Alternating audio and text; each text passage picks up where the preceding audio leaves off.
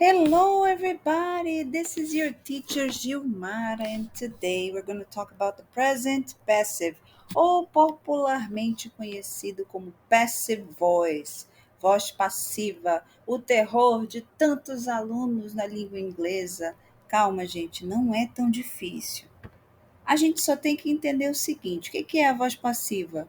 É aquela voz que enfatiza a ação e o recipient of the action rather than who performs the action, ou seja, vai enfatizar a ação quem recebe essa ação, ok? Em detrimento de quem faz a ação, ou seja, em prejuízo de quem faz a ação. Qual é a estrutura? Sujeito, o verbo to be, que no caso está no presente, ou seja, vai ser is ou are, mais o particípio passado do verbo mais by, mais agent, que é quem fez, quem desenvolveu essa ação. Então, por exemplo, aqui, ó, the book is read by the students. O livro é lido pelos alunos. Então, de novo, quem é o sujeito? The book. Depois a partícula do verbo to be, porque o verbo to be sempre estará na voz passiva. Então, a partícula do verbo to be nessa frase é o is. Particípio passado do verbo, quem é? É o read. Por que read? Porque está lá na nossa listinha de verbos irregulares que a gente recebeu lá na unidade 1, ok? The book is read. Quem é o by? O by é para dizer quem fez, né? By mais o agente da ação. By the students. The book is read by the students. Então, em outras palavras, vai ser mais ou menos assim. No singular, sujeito mais is, mais past participle, mais by, mais agent. No plural, sujeito mais are, mais past participle, mais by, mais agent. Exemplo: The invention is celebrated by many. A invenção é celebrada por muitos. No plural, the inventions are displayed in the museum. Aí é claro que nós não colocamos o tal do by, ok? Mas eu poderia ter colocado the inventions are displayed in the museum by the government, pelo governo. Exemplo, by the owner of the museum, pelo dono do museu. E assim por diante, ok? Tá vendo? Não é um bicho de 7 cabeças. Outro exemplo. The light bulb. Aqui, é claro, eu coloquei no passado, vai ser a nossa próxima aula, mas eu já quis, né, dar um spoilerzinho para vocês aqui.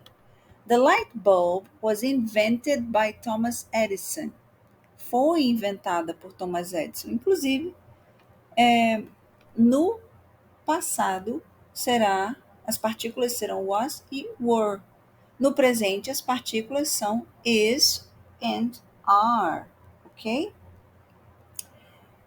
Na voz passiva, no presente, the light bulb, a lâmpada, is used by many people, used by people every day.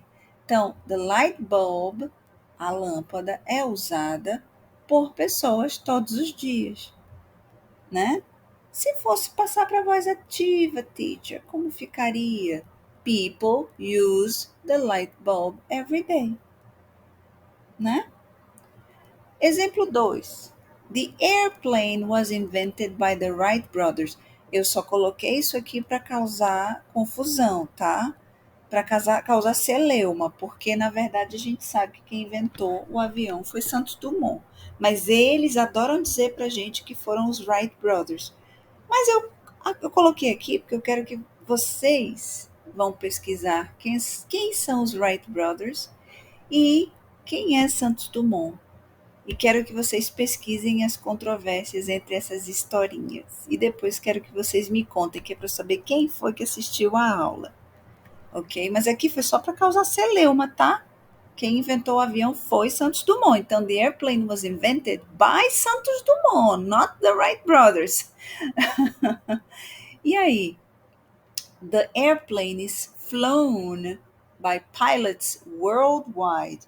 Ou seja, o aeroplano, que ótimo, né? Como é que funciona a cabeça da criatura que vai trazer ao pé da letra? O avião é voado por pilotos no mundo todo. Alright?